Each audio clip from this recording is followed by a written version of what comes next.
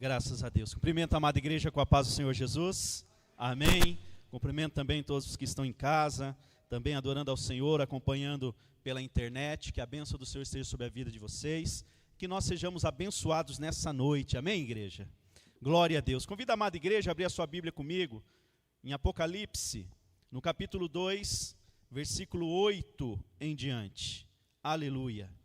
Estou alegre em poder estar mais uma vez na casa do Senhor. Feliz por poder ministrar a palavra do Senhor neste culto à noite. Louvo a Deus pela minha família que está em casa. Estão ainda fazendo diversas atividades. Como nós temos trabalho, né, irmãos? Graças a Deus por isso. Mas devemos sempre lembrar de reservar um momento para o Senhor. Nós devemos sempre estar prontos a adorar ao Senhor. Nós gostamos muito do domingo para adorar a Deus, mas Deus pode ser adorado todos os dias, 24 horas por dia. E é aquele que realmente gosta de servir a Deus, porque tem que querer, tem que gostar. Porque servir a Deus não é fácil.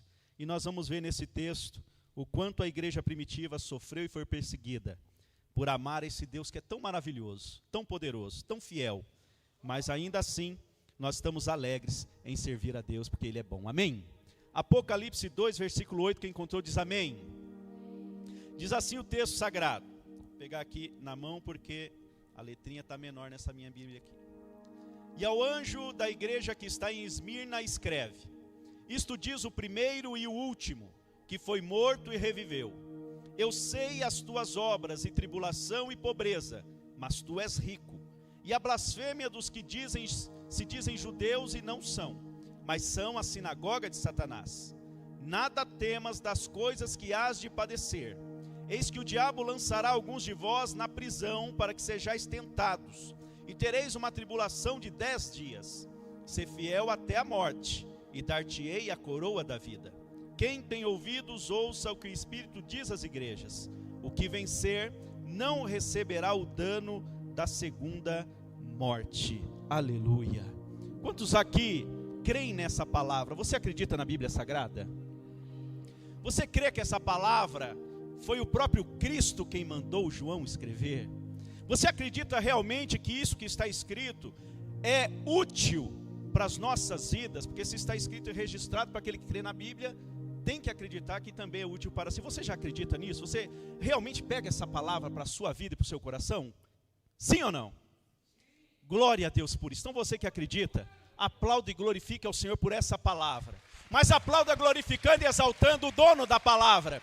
Esse Deus que é maravilhoso e registrou isso para nos trazer uma certeza. Nós vamos vencer. Aleluia! Nós já vencemos em Cristo Jesus. Aleluia! Amados irmãos, nós estamos a meditar nesse texto, muito maravilhoso, muito conhecido, às vezes também esquecido ou deixado de lado. Tem crente que ainda tem medo de ler Apocalipse, não é, nem ninguém daqui, eu tenho certeza. Mas tem crente que não gosta de ler o Apocalipse, ou acha que o Apocalipse não é para os seus dias, ou acha que o Apocalipse foi uma história interessante do passado. Mas eu quero te dizer que essa palavra, que o próprio Jesus ditou ela para João escrever, ela é útil e ela é necessária. Ela precisa ser lida, meditada, e ela precisa entrar no meu e no teu coração. E peço a Deus que o Espírito Santo venha agir em nossas vidas nessa noite, para que essa palavra venha transformar a nossa maneira de enxergar o mundo, de enxergar as coisas de Deus e de viver na presença de Deus. Amém? Aleluia! Nós estamos a meditar num texto que o próprio Cristo falou para João assim: João, tudo que você ouvir aqui, escreve num livro. Tudo que eu disser para você, anota. Tudo que você anotar, você vai distribuir para aquela igreja, para as igrejas da Ásia. Eu uso dizer uma coisa que às vezes escandaliza um pouquinho, que tem textos na Bíblia Sagrada que Jesus não mandou escrever. O homem de Deus, em Deus, resolveu escrever. Mas o Apocalipse Jesus mandou escrever. Olha a importância do Apocalipse. Toda a Bíblia é importante, sim ou não? Mas o Apocalipse é excepcional, porque ele foi mandatório, ele foi ditado por Deus, e ele falou: registra, a igreja precisa saber disso. E aí nós lemos um texto, irmãos, que conta a história de uma igreja, Jesus, quando cita para João, quando ele fala assim, vem cá, João, João arrebatado na ilha de Patmos, está em êxtase, está ali em transe, está dormindo, está sonhando, ele está realmente numa ligação espiritual com o céu. Um homem preso na terra está ligado no céu e está diante do Cristo ressuscitado. O Apocalipse já chega ditando Jesus, ou citando Jesus de uma maneira bem espetacular. Ele é um homem diferente, é um ser, uma criatura muito interessante. Ele tem sapato de latão reluzente, ele está todo de branco, o cabelo é branco como a lã ou a neve. Ele está com chamas nos olhos, ele tem uma espada na boca. Jesus aqui está estranho, está esquisito, sabe por quê? Porque agora ele volta ao trono de glória, lá ele é Senhor, ele é soberano, ele é todo poderoso, ele morreu na terra, mas ressuscitou para a glória de Deus, aleluia. Então ele está um pouquinho diferente, e ele anuncia para João essas maravilhas. E ele começa a falar para João escrever as 7 igrejas da Ásia. João escreve a Éfeso, agora nós estamos vendo que João escreveu a Esmirna. Depois ainda seguem as demais igrejas que vocês vão vendo aí, a Pérgamo, a Tiatira, Sardes, Filadélfia, Laodiceia. Eram 7 igrejas. Eram 7 e eram do passado, não precisa mais. O número da perfeição de Deus é o número 7, você sabia disso? Quando você vê o número 7 na Bíblia, quer dizer que ele é extensivo, ele vai além daquele tempo. Ele segue adiante e alcança o futuro. Então essa carta também é para a igreja, a plenitude da fé, nessa noite um pouquinho fria, mas agradável, aleluia! Jesus escreveu isso à igreja de Esmirna. E ele estendeu ela para nós também, porque nós cremos na Bíblia Sagrada, amém? E aí Jesus coloca para João dessa maneira. O propósito de Jesus aqui era trazer uma certa confiança, porque nós confiamos, nós somos crentes, aquele que crê, aquele que acredita, mas nós precisamos ser alimentados pela confiança de Deus todos os dias, porque nós tendemos a fracassar na fé, nós tendemos a desviar, nós tendemos a desanimar muito rápido, nós tendemos a deixar de acreditar de uma maneira muito simples e muito espontânea. Por isso nós precisamos ser animados pelo Espírito Santo, e o Espírito Santo está nessa noite para te animar, para trazer uma certeza no seu coração, aquele, como nós limos aqui, que é o primeiro e ele é o último. Ele é o princípio de tudo, e é nele que tudo termina. E esse primeiro versículo diz que ele foi morto, mas ele reviveu.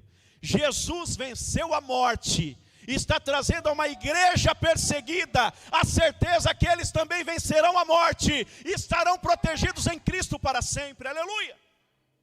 Não tem alegria maior do que saber que aquilo que nós passamos não é em vão, que aquilo que nós sofremos não é à toa, porque tudo em Cristo tem recompensa, aleluia, glória a Deus. O próprio Jesus fala para João escrever as 7 igrejas da Ásia. O próprio Cristo, aquele que estava no meio dos 7 castiçais de ouro. E a própria Bíblia, quando você lê Apocalipse, não precisa ter muita teologia para descobrir que já está escrito, está claro. O próprio texto já diz assim, olha, aquele mistério dos 7 castiçais são as 7 igrejas. E ele tem nas mãos as 7 estrelas. E a própria Bíblia já diz, aquelas 7 estrelas, o mistério é o seguinte, são os 7 anjos daquelas 7 igrejas. Então Jesus está sendo bem didático, bem claro, para que não haja dúvida, para que ninguém se confunda, ou acabe querendo desprezar esse texto tão maravilhoso, porque ele é claro, quando ele diz que aquele que morreu, mas ressuscitou ao 3º dia, dá uma garantia para todo aquele que crê, que você, ainda que prove a morte, viverá eternamente em Deus, aleluia, glória a Deus. Essa certeza que Jesus quer reafirmar na minha e na tua vida, porque não há, talvez, tristeza maior para nós que somos carne, ter a perda, ou ter alguém que nós amamos, descendo à sepultura, quando nós achamos que é cedo demais. E o índice de pessoas que desacreditam de Cristo, que desanimam da fé, que abandonam o caminho depois de uma perda, é muito grande. Várias pessoas resolvem deixar Cristo de lado quando se sentem desamparadas por Cristo. E o desamparo que elas sentem de Cristo é quando alguém que ela ama, que ela quer bem e quer que passe muitos anos junto dela, se vai.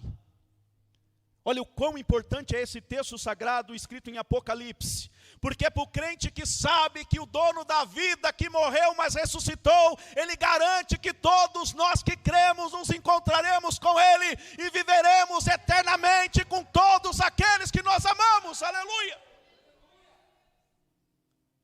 Mas parece que muita gente não leu esse texto, e quando alguém morre, desanima, desvia, e por triste que pareça, aquele que morreu talvez esteja na glória, mas aquele que deixou de servir a Cristo enquanto vivo, não chegará lá para ver aquele que tanto ama.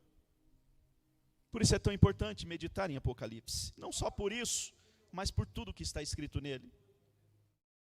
Então o Cristo que está no meio dos 7 castiçais, e ele tem na mão as 7 estrelas, ele está dizendo que ele é o único que tem autoridade e poder para fazer como quer e da maneira que quiser. É ele quem dita as regras, é ele que estabeleceu o mundo. Então ele pode definir a minha e a tua vida, sim ou não? Em outros textos bíblicos nós já entendemos a respeito do barro, do vaso na mão do oleiro. É ele quem define a minha e a tua história. O que é o começo de tudo, o princípio, e aquele que é o fim pode. E aquele que confia, entrega nas mãos dele e confia. E se porventura for necessário quebrar o vaso, ele quebra e faz de novo. Ele faz e monta outra vez. E geralmente quando ele faz essa reestruturação é para melhor. É sempre para melhor. É sempre para, sabe, de uma maneira mais adequada ainda. Então vale a pena se entregar nas mãos de Deus, que é o oleiro. E fala, Senhor, faça a tua vontade. Aleluia! Glória a Deus.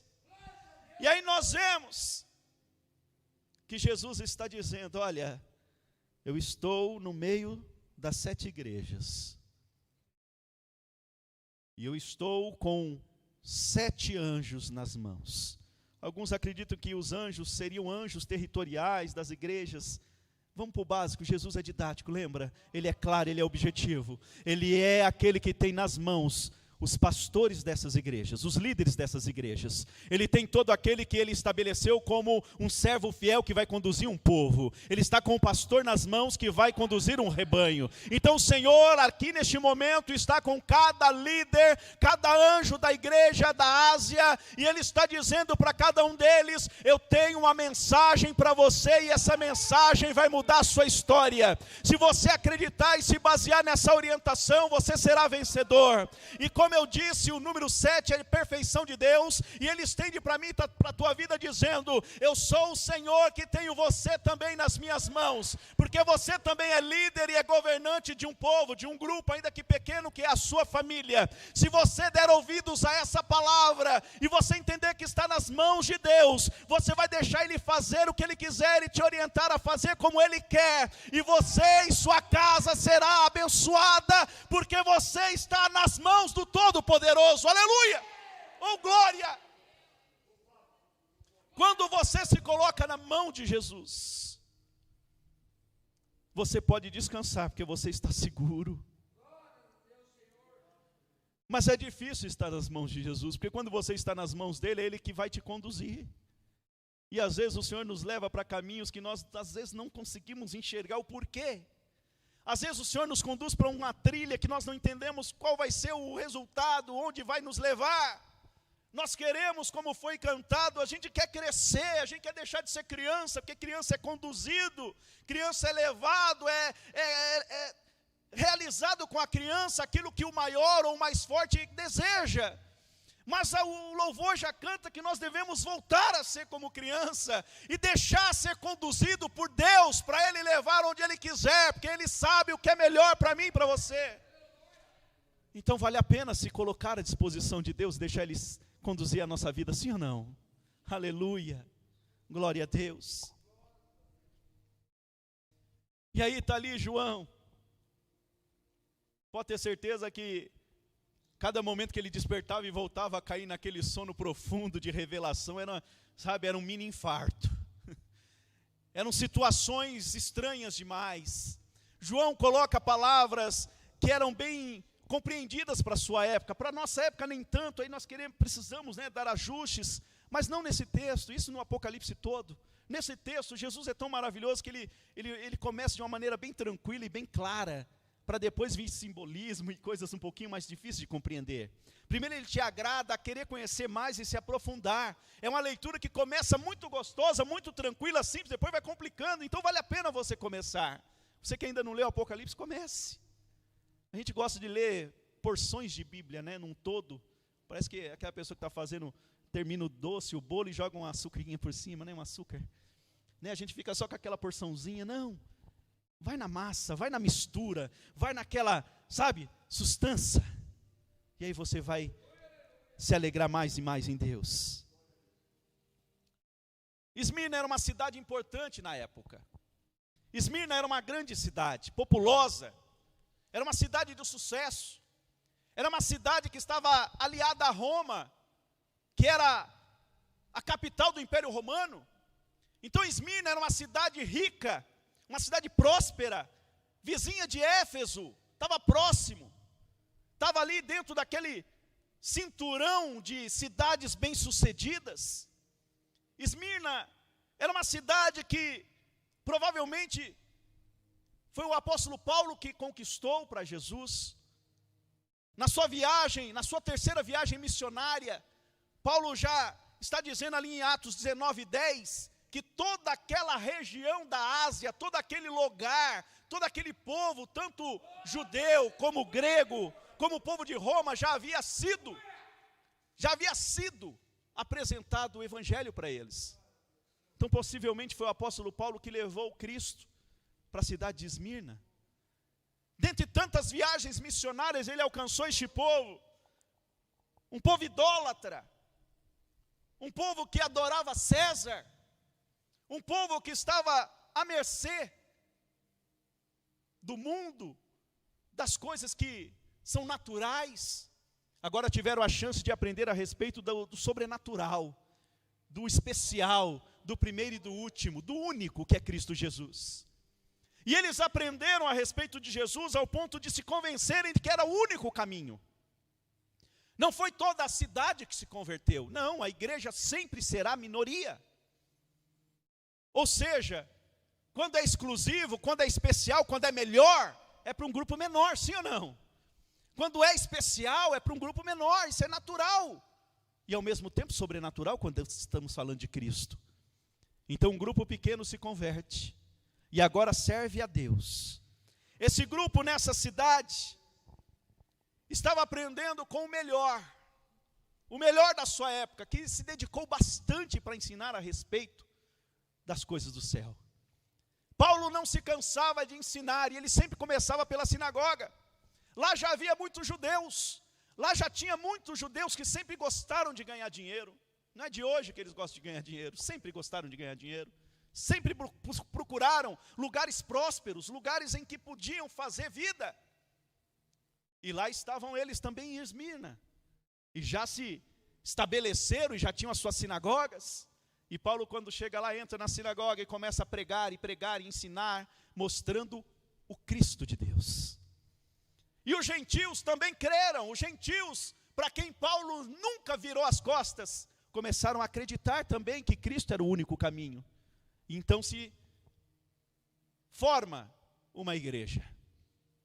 E essa igreja foi tão importante, ao ponto de anos depois, Jesus dar uma mensagem a essa igreja. Estabelecer que essa igreja estaria passando por situações complicadas. Mas era só acreditar que aquele que garante vitória não falha, não esquece das suas promessas, e ele sempre vai visitar o teu povo. Aleluia! Essa igreja que ouve de Jesus essa mensagem. Se você percebeu bem no texto que nós lemos, ela não foi repreendida. São 7 cartas a 7 igrejas. Apenas 2 das 7 não receberam repreensão. 2. Se você voltar lá no Apocalipse, você vai ver várias tendo os seus momentos de elogio da parte de Cristo e os seus momentos de exortação da parte de Cristo. Deus, ele repreende aquele quem ama, mas ele repreende somente aquele que precisa ser repreendido. Nós temos momentos em que precisamos de repreensão, sim ou não? Mas tem um momento que não é necessário a repreensão. Deus, ele é sábio, ele é inteligente, ele é poderoso. Ele não se engana, não se confunde. Então ele sabe exatamente o momento de nos trazer uma exortação e o momento de nos trazer um elogio. E ele chega para Esmirna, assim como ele fala também para Filadélfia, de uma maneira em que ele dá apenas palavras de consolo e de elogio. E aqui em Esmirna ele está querendo consolar, porque o momento é de consolo. Pastor, não estou entendendo a mensagem ainda. O Espírito Santo vai trabalhar no meu e no teu coração, para que você saia deste lugar com a sua vida abençoada na área que precisa, no momento, no lugar certo e na hora certa. Então Jesus estava consolando Esmirna e está consolando pessoas aqui nessa noite. Está querendo trazer uma verdade, ou lembrar essa verdade na minha e na tua vida. Porque nós nunca sabemos o dia que será chamado de dia mau. O Senhor só nos disse para ficar atentos e deixar cada dia com o seu mal. Mas nós nunca queremos e nunca esperamos que esse dia chegue. Mas essa palavra vem ao nosso encontro para nos preparar. Que sejam dias bons ou maus, em todos eles Cristo estará conosco. Aleluia! Oh glória! E aí Jesus está dizendo para essa igreja, está dizendo assim: João, você precisa ser bem claro nas palavras que eu vou ditar para você escrever. Ao anjo dessa igreja, aquele que vai ser o porta-voz, vai transmitir a mensagem aos demais. Diga para ele o seguinte: quem está dizendo, já deixa claro, não é você, João, sou eu, o Cristo. Escreve para eles, assim diz o primeiro e o último que foi morto e reviveu. Não é qualquer um. Jesus estava preparando aquele povo para um dia difícil, um momento difícil, um período difícil. Eles enfrentariam perturbações, perseguições e até mesmo a morte. Ninguém melhor do que aquele experiente na morte, que vence a morte, para dizer: olha, diga para eles que quem está dizendo é aquele que venceu a morte e vive para todo sempre.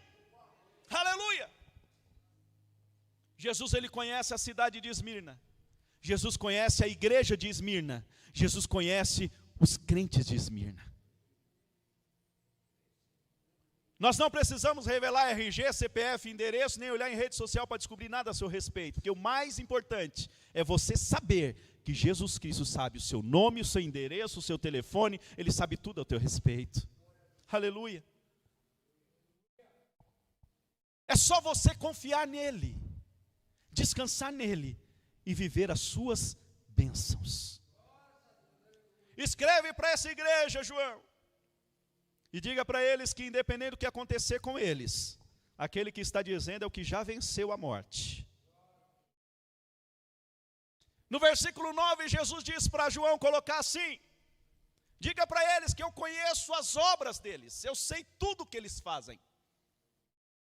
Tem pessoas que infelizmente 20 anos, 30 anos, 50 anos na igreja, se esquecem que Deus não se confunde, não se engana, e Deus enxerga tudo e a todos, independente do lugar, independente da distância. Que o crente, quando ele quer pecar, ele vai longe. O crente, quando quer pecar, ele pega avião, ele pega ônibus, ele muda de cidade, de país. É porque ele se esquece que Jesus está em todo lugar. Quem já conhece por vídeo, por imagem, o universo, já viu o quanto o universo é vasto, é inalcançável, é incalculável, pois o nosso Deus é maior do que o universo. Ele é onisciente, onipresente, onipotente, ou seja, não dá para se esconder de Deus. Então Jesus está dizendo: lembra para eles, João, que eu conheço todas as suas obras.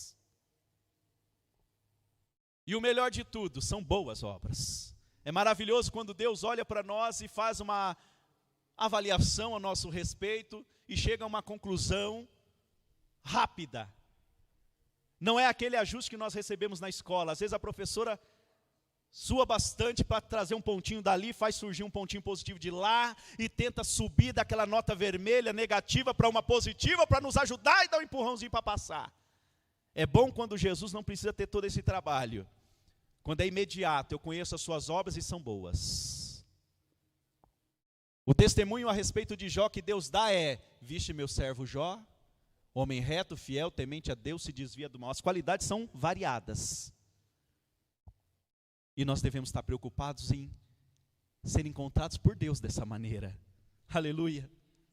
E a igreja de Esmirna é encontrada dessa maneira, porque o Cristo diz: olha, eu conheço as suas obras. E ele continua dizendo: e as suas lutas. Ei, amado irmão, minha amada irmã, se você tinha dúvida que o Senhor conhece não só aquilo que você faz, mas também aquilo que você está passando, descansa nele, porque nele você vai ter a tua vitória. Ele sabe quais são as tuas obras e sabe o que você está enfrentando e vai te dar a vitória no momento certo. Aleluia. É ele, é só ele. E ele está dizendo para uma igreja perseguida que ele conhece as suas tribulações, as suas lutas. Pega isso para você, ele conhece as suas obras, as suas tribulações e lutas também. E aqui ele acrescenta: e a sua pobreza. E entre parênteses um esclarecimento: mas você é rico. A sua pobreza, o seu sentimento de diminuído, de menor, porque tem pessoas que estão sempre apontando e querendo diminuir as outras, é assim ou não é? Você sabe quem é como marido, você sabe quem é como esposa, você sabe quem é como filho, você sabe quem é como profissional, mas tem sempre alguém dizendo que você não é como deveria, que poderia ser melhor, e às vezes nós nos convencemos disso e acreditamos nessas coisas, nessas acusações. Então Jesus está dizendo: eu sei que você é pobre, eu conheço a sua pobreza no sentido material, mas no espiritual você é rico, no espiritual você está sendo elogiada por Cristo. O Senhor conhece as suas obras, a sua tribulação e a sua pobreza, mas você de pobre não tem nada, porque tudo que você faz é com excelência, e Jesus sabe. Aleluia, glória a Deus. E Jesus está confortando essa igreja. E ele conhece, sabe quem? Os seus acusadores. E é por isso que nós devemos orar pelos nossos inimigos, é por isso que nós devemos interceder por aqueles que nos perseguem, porque Jesus sabe quem são. Dura coisa é cair na mão do Deus vivo, sim ou não? Então vamos orar para Jesus ter misericórdia. Jesus não desce a mão nem o braço, dá só um peteleco. Senhor, não manda vento e tempestade, dá só um soprinho. Eu quero vê-lo transformado, então que ele só acorde. Porque se for para pesar a mão, lembra de Sodoma e Gomorra? Então nós temos que interceder e clamar. Temos que pedir a Deus misericórdia por aqueles que nos perseguem. Até mesmo aquele que te persegue, meu irmão, minha irmã, te faz crescer. Até aquele mesmo que é uma pedra no seu sapato, é quem te faz avançar. O Senhor usa até o ímpio. O Senhor usa qualquer situação, sabe por quê? Porque Ele conhece as suas obras, Ele conhece as suas lutas, as suas perseguições, Ele conhece também quem está te perseguindo. E Ele diz na sua palavra: é por tempo determinado, é por tempo marcado, e a sua vitória virá no tempo certo, aleluia! E aí, Jesus está dizendo: olha,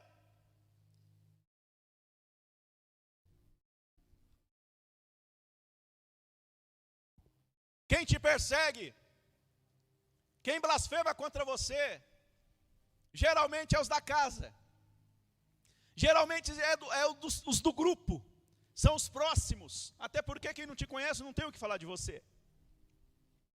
Mas aquele que está mais perto de você e te conhece é quem geralmente quer que você seja do jeito que ela queria, quer que você se molde a algumas, satisfações pessoais, e aí não dá para agradar todo mundo, e é por isso que muitas vezes nós somos perseguidos, caluniados. E Jesus está dizendo, olha, tem alguns que se dizem judeus e não são. E eles têm blasfemado. Jesus está dizendo que conhece aquilo que sai da boca das pessoas.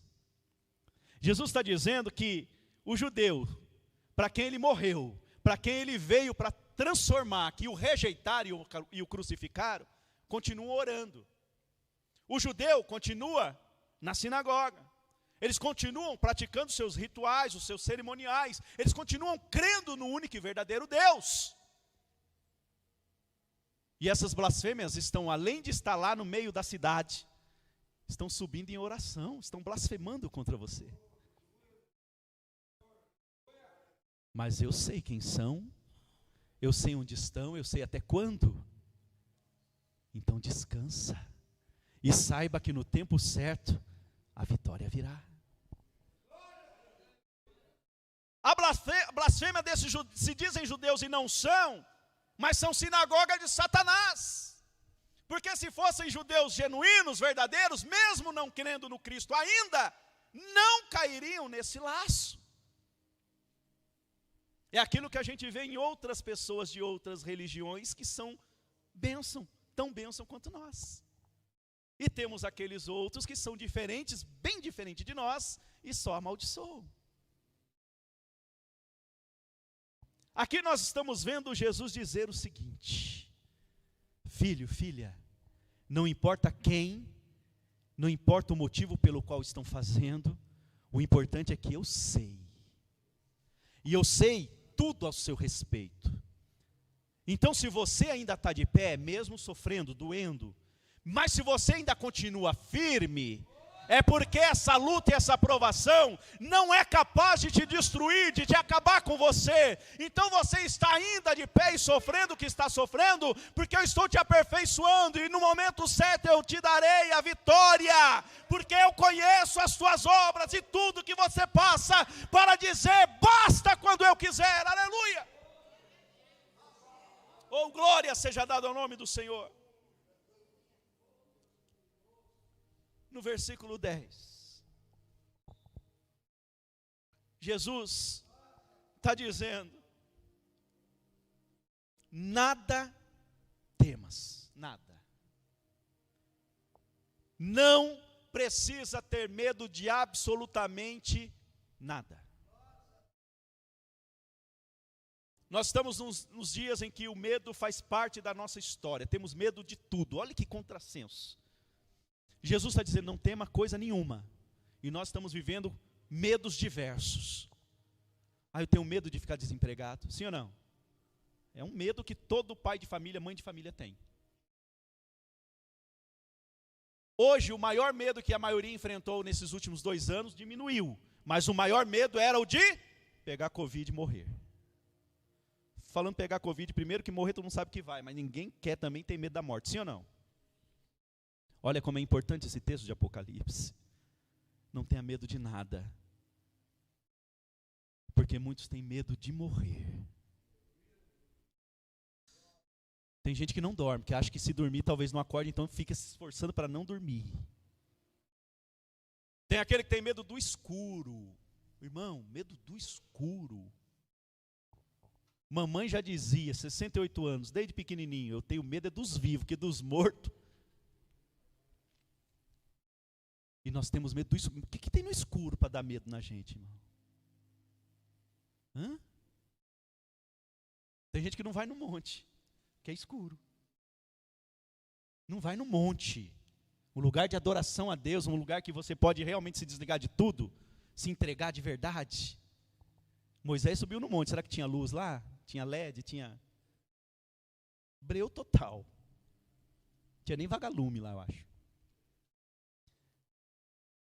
Medo de fracassar, medo de não ser uma boa mãe, um bom pai, medo diverso. Mas Jesus nessa noite diz, não temas nada. Não tema coisa nenhuma, não tenha medo de ninguém, não tenha medo de nada. Sabe o que é nada? Nada. Nem de vivo e muito menos de assombração, porque isso aí nem existe. Hã? Tem gente que tem medo de demônio, tem medo de possessão demoníaca. Irmão, se for listar, né? Tem medo de tudo. Jesus está andando sobre as águas, escuridão total. O barquinho lá, no meio do mar. Daqui a pouco vem uma assombração chamada Jesus. Já assustaram. É um fantasma. Ó, até eles acreditavam em assombração. É um fantasma. Não temas, Jesus disse. Sou eu. Tem gente com tanto medo que está repreendendo o anjo. Está pondo Jesus para correr no momento dele visitar. Está vendo assombração em tudo. Está tendo medo de coisas absurdas. Mas Jesus nessa noite está dizendo para mim e para você: nada temas. Aqui ele está dizendo que eles passariam algo terrível. E o mais interessante é que toda coisa ruim que vai nos acontecer, ela dá um aviso antes, sim ou não? Sempre tem um sinal. Vai acabar o gás, a chama muda de cor, aqueles mais espertinhos já percebem. Vai ter uma luta na vizinhança, já começa o zum zum zum, a fofoquinha, já vem aquelas conversinhas, você já percebe. Vai ter corte na empresa, todo mundo está sabendo antes do patrão pensar em mandar alguém embora. Tudo tem um sinal. O ditado popular é: onde a fumaça.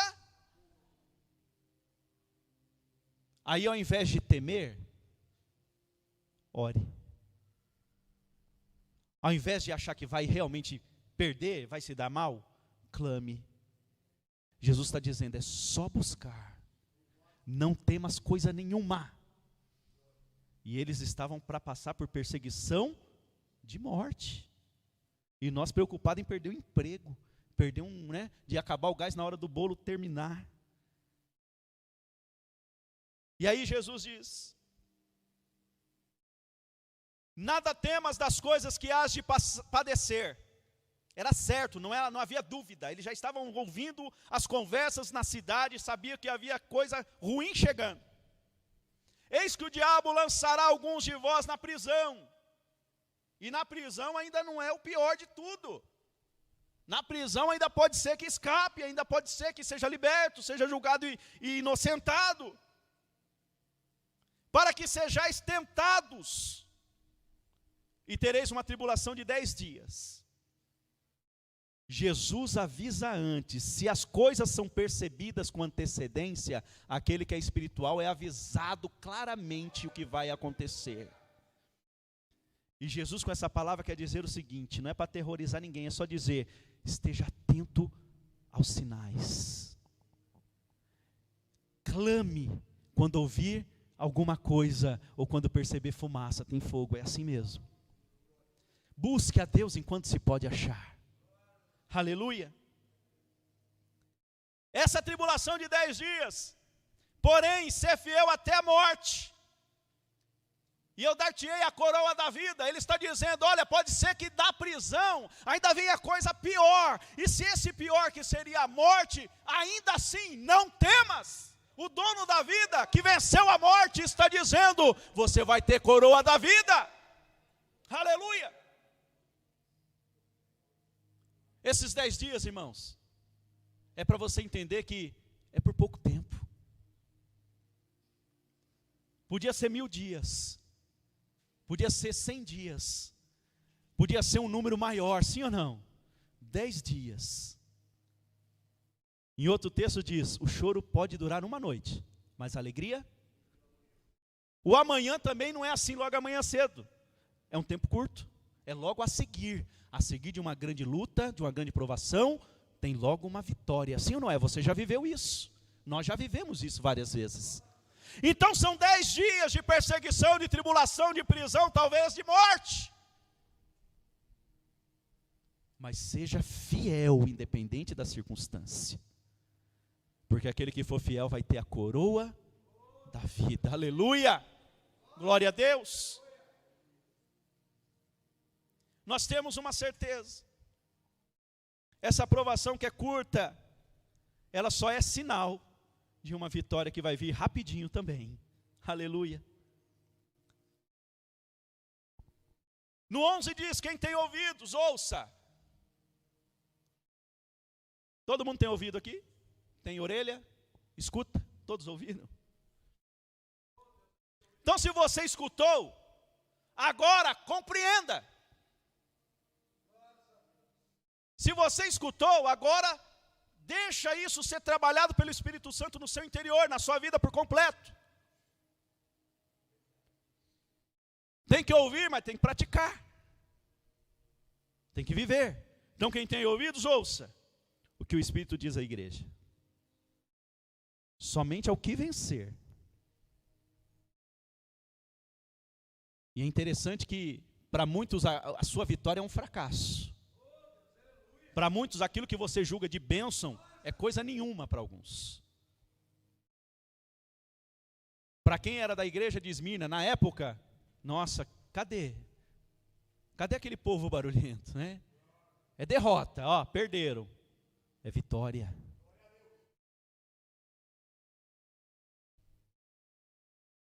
O que vencer não terá, não receberá o dano da segunda morte. A primeira morte é aquela que todo mundo aqui vai enfrentar, um dia, e que seja longa, a sua e a minha vida, que seja longe, amém? Mas não vamos temer a morte, mas vamos desejar que ela esqueça da gente um pouquinho. Essa é a primeira morte. A segunda morte é a condenação. Aquele que ser fiel até o final, aquele que der ouvidos ao Espírito que diz à igreja, esse vai passar da morte para a vida. Esse não vai experimentar, nem vai saber o que é a segunda morte, porque depois de passar essa vida, você estará vivendo eternamente com o Senhor, na glória, aleluia. Isso é para quem crê, é para quem tem fé. A tradição cristã fala a respeito de um homem, para encerrarmos, chamado Policarpo. Alguém conhece? Já ouviu falar?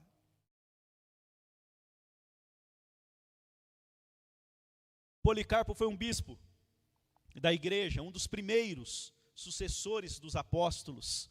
João, possivelmente, foi presbítero na igreja de Esmirna. E ele tinha um discípulo chamado Policarpo. Está na Bíblia, pastor? Não. Isso é tradição cristã e é uma informação comprovada a respeito desse homem que veio depois, dando sequência à igreja. A igreja chegou até hoje. É só você pensar que a igreja começou lá em Cristo e ela se esticou e está até os dias de hoje e vai até adiante quando Jesus resolver voltar. Amém? Então, um dos primeiros, ele estava no ano 155 depois de Cristo. Se João viveu até os 90, mais ou menos, depois de Cristo, então está pertinho. Põe mais 60 anos aí.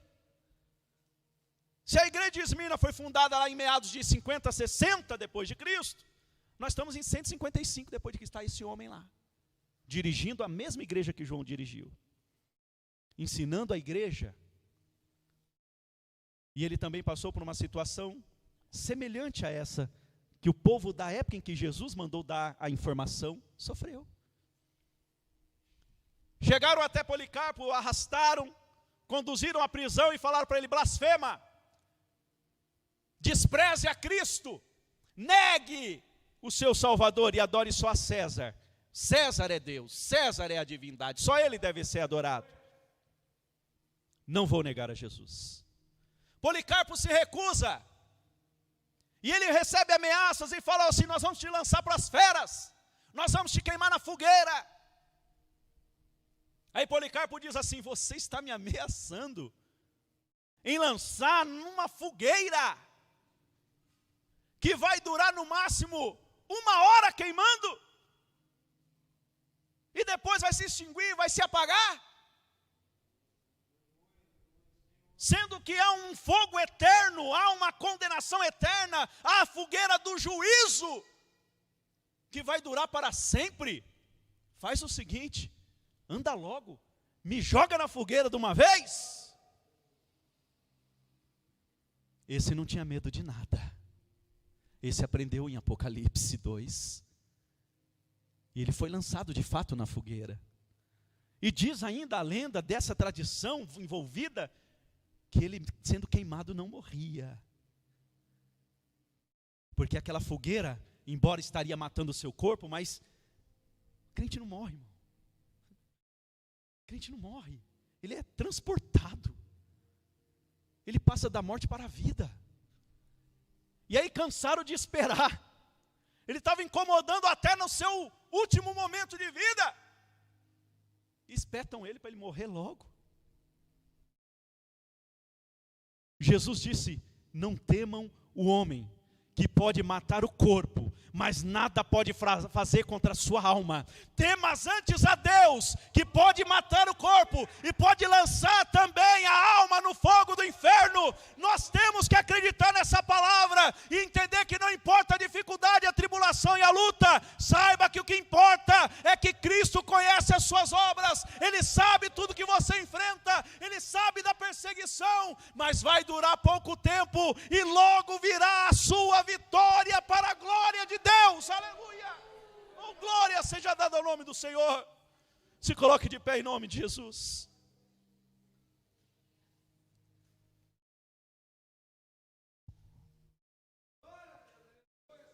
A igreja de Esmirna, assim como as outras 6 igrejas, estava no momento difícil da história. É o momento que a maioria de nós passou. Foi o momento que você se converteu. Com algumas exceções, a maioria, quando se converte de uma família que não é crente, sofre perseguição imediata. Mas o interessante é que o novo convertido já vai direto para o Apocalipse. E já lê em Apocalipse 2:8, que era não temer nada e a vitória viria rapidinho. 10 dias passava e tudo se resolvia. E aí logo em seguida vinha a vitória e a paz reinava. Minha irmã, quando se converteu, ela era daquelas que dançava na frente da igreja evangélica. Ela humilhava e queria fazer coisas horríveis mesmo.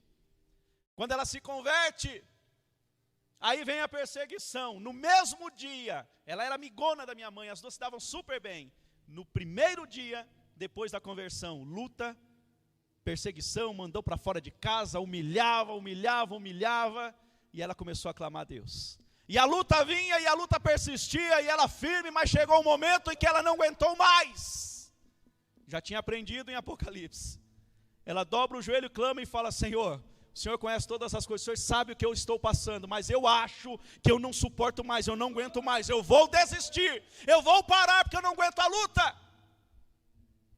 Naquele momento em que ela fez essa oração, era 15 dias de crente, e já estava insuportável.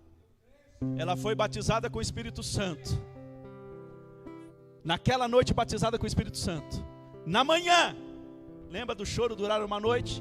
A alegria vem no dia seguinte, eu vim pela manhã. Em alguns casos, é tão rápido que é quase que exatamente assim. A maioria de nós leva um pouco mais. Mas ela realmente estava no limite e Deus sabia. No dia seguinte, a minha mãe chega até ela e fala: filha, vamos parar de brigar e discutir? Você quer ser crente, você vai ser crente. Você quer ir para a igreja, você vai. Eu só não quero que você traga eles aqui. Mas se você não trouxer eles aqui dentro de casa, você pode servir a Deus do jeito que você quiser. Oh, meu Deus. Vocês não estão entendendo? Quando você confia na palavra, quando você enxerga que o Cristo que te ama, te conhece, sabe tudo a seu respeito, você não teme nada. E nós vamos orar para que o Senhor venha tirar todo medo que porventura esteja assolando alguém.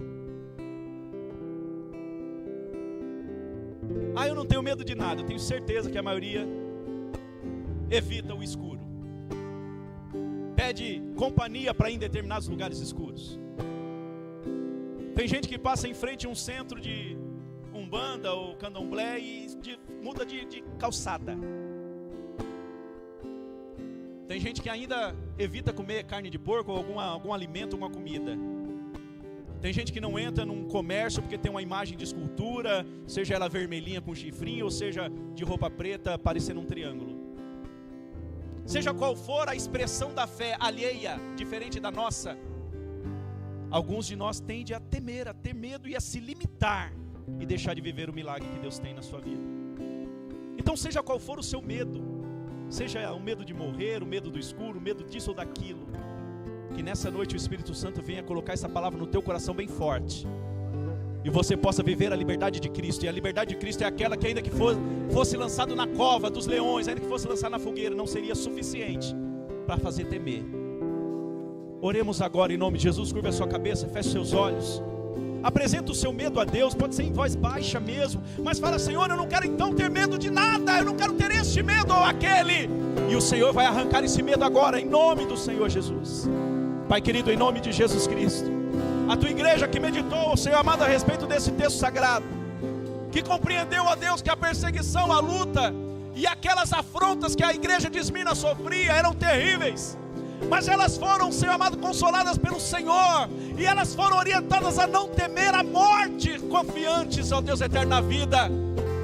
Meu Deus, para nós que é bem diferente, onde alguns medos nos impedem de crescer, de avançar, de desbravar, Senhor amado, de conquistar. Meu Deus, é tão pequeno o medo que nós enfrentamos comparado ao medo que a igreja passou. Por isso eu te peço em nome de Jesus, ó Pai da glória, que o Senhor venha trabalhar nos corações que aqui estão, Senhor amado, apresentando os seus medos ao Senhor em oração. Meu Deus, arranque esse medo de uma vez por todas da vida do teu povo.